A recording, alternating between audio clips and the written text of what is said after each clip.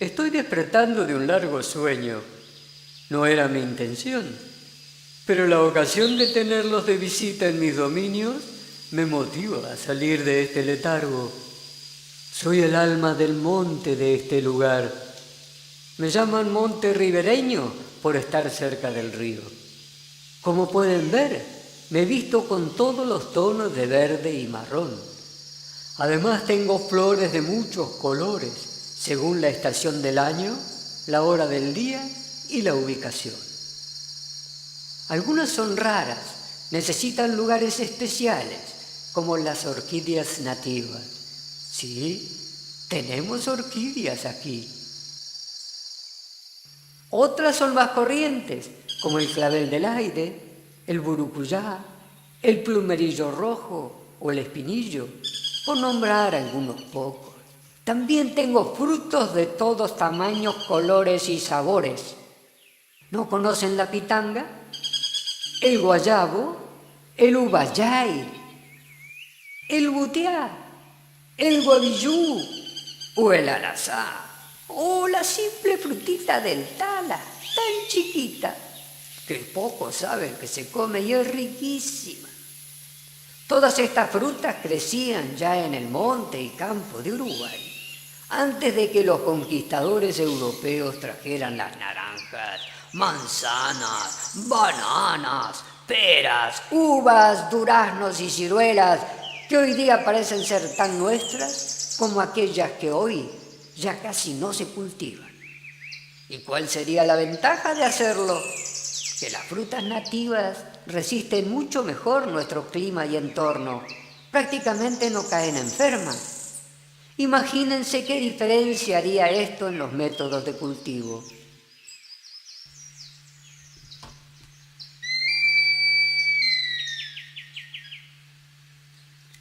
De la más pequeña planta al árbol más grande, soy la voz.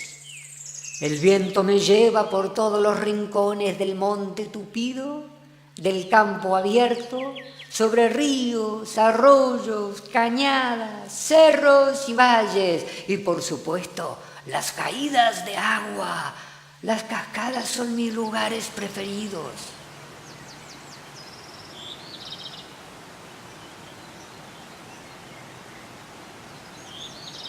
A veces soy un lamento.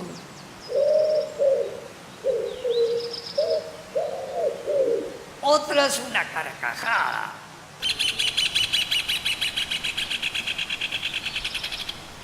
Porque también soy los animales que viven aquí, hermosas aves de todos tamaños, mamíferos, roedores, batracios, ofidios y todos los peces del río. Y no hablemos de los insectos y las arañas, porque estos piden un trato aparte. Pero mejor volvamos a los seres verdes con hojas y raíces. ¿Cuántos relatos, cuentos y leyendas existen en todo el mundo a propósito de las plantas del bosque y hasta de la huerta? Quiero contarles una de esas historias, la leyenda de cómo creció la primera planta del ombú, en la que también se hace referencia al maíz, una de las bases de la alimentación de nuestro continente americano desde hace 10.000 años. 10.000 años. Desde aquel entonces ya existían muchas y coloridas variedades, las que se consumían cocidas en grano, molidas o fermentadas. La variedad más dulce, evidentemente, era para el alimento humano y las restantes para nutrir a los animales. Algunos dicen que su cultivo empezó en México, otros en Perú. Lo cierto es que el maíz aparece en un lugar importante de la mitología de los olmecas, aztecas, huicholes, mayas, incas y muchos otros pueblos indígenas del continente americano. Nunca un cereal estuvo tan ligado como el maíz a la civilización humana. El dios Quetzalcóatl, venerado por muchos pueblos de Mesoamérica, fue el encargado de dar a los hombres el maíz. Pero primero para ser plantado y luego de cosechado, al fin se pudo consumir para convertirse en su principal alimento.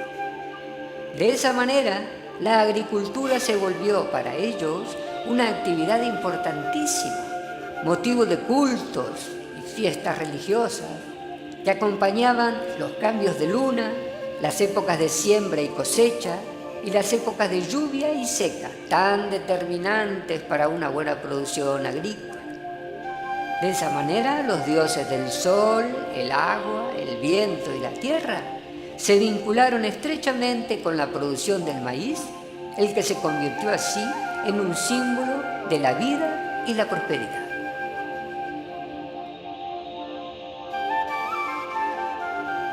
Los huicholes, pueblo indígena de México, que aún mantiene casi puras sus creencias y manera de vivir, también tienen el maíz figurando en sus leyendas del origen de la tierra y la vida.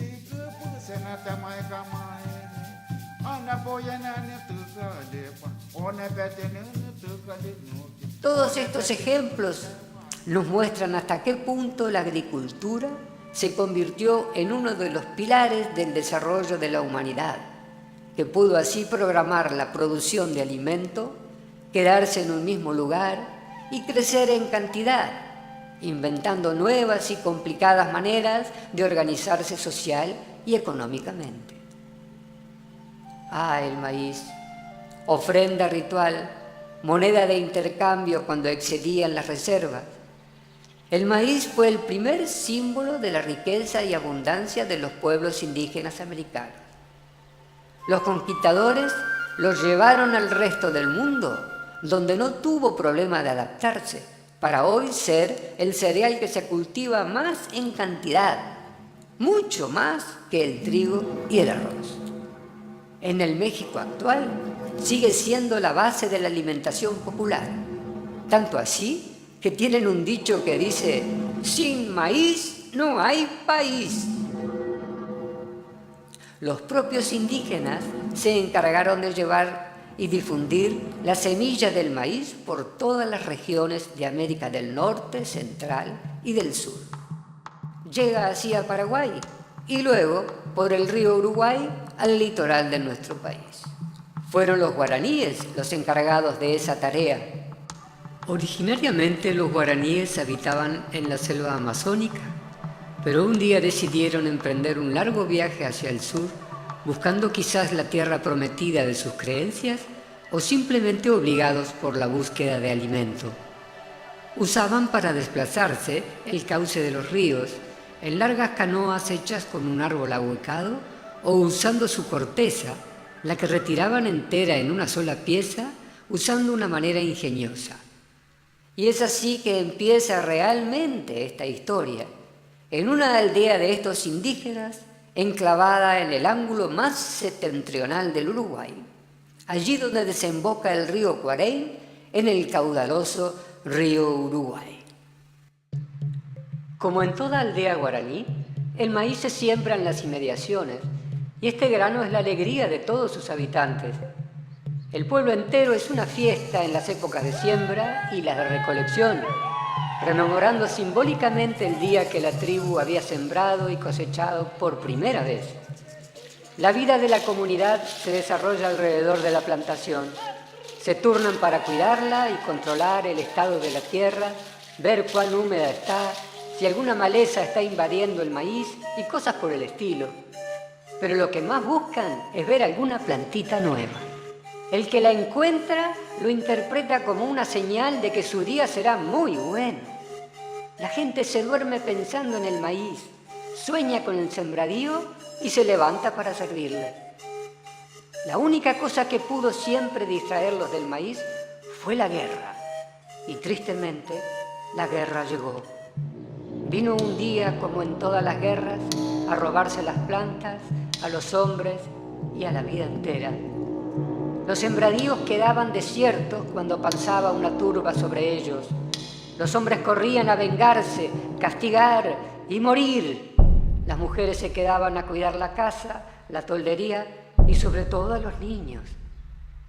En una ocasión, cuando los hombres se disponían a partir, el jefe, viendo que solo una parcela de maíz había sobrevivido al malón que la pisoteó, se volvió a su mujer y le dijo: Umbí, cuida el maíz, tú serás la jefa, tú quedas a cargo.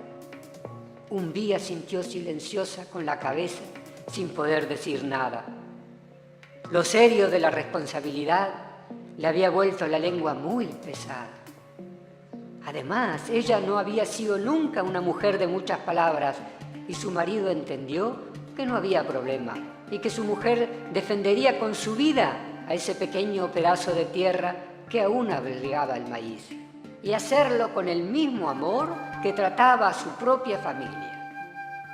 El maíz es el alimento del pueblo, es amor a la tribu, amor al otro, para que nunca vuelva a sufrir hambre, para que cuando se acaben las reservas de otros alimentos, el maíz no falte y que esté listo para plantar otra vez y crear una nueva reserva.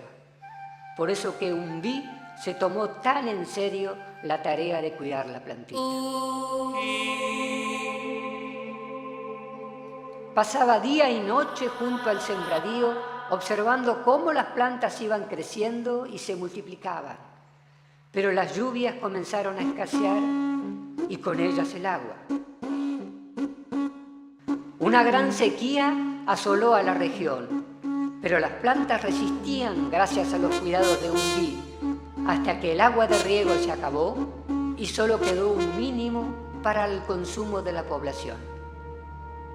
El sol laceraba la fibra de las hojas, de a poco las varas empiezan a caer, quemándose bajo sus rayos. La plantación entera sucumbe poco a poco ante el enorme poder del astro rey. Queda solo una vara verde, una sola planta que Umbí cuidará con todo su cuerpo, con su vida. La indígena es obstinada y su plan consiste en quedarse junto a la vara para protegerla de los látigos del sol. Sus vecinos la buscan, le insisten en que descanse, pero ella no abandona su lugar. La refresca con su aliento, usa su ración de agua para regarla y hasta que le habla. Se hacen amigas, le cuenta a la planta cosas que jamás ha hablado con nadie.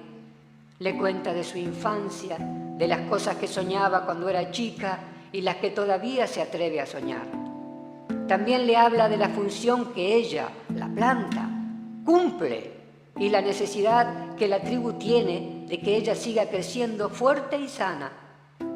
Con ella se desahoga cuando la angustia de no tener noticias de su marido la invade. Se agranda el alma de Umbí en la medida que la planta va creciendo. Cuando el viento fuerte llega y amenaza la tarea de la esposa del jefe, ella cava un pozo en donde enterrará sus pies y los enraizará para que no pueda moverla de su sitio el viento junto a la planta de maíz. El tiempo pasa y cuando los hombres de la tribu vuelven, la encuentran así, agigantada, con forma de árbol. Su cabello se ha vuelto verde y se enmarañó en sus propias ramas, que son miles de brazos que le crecen a su alma, mientras se ensancha para proteger al maíz del sol. Sigue sin decir una palabra, pero su gesto de amparo inconfundible se materializó en tronco ancho y pacífico, con lugar para todos los que necesiten refugio. Se salva así la planta de morir achicharrada y brinda varias mazorcas que pudieron ser plantadas otra vez.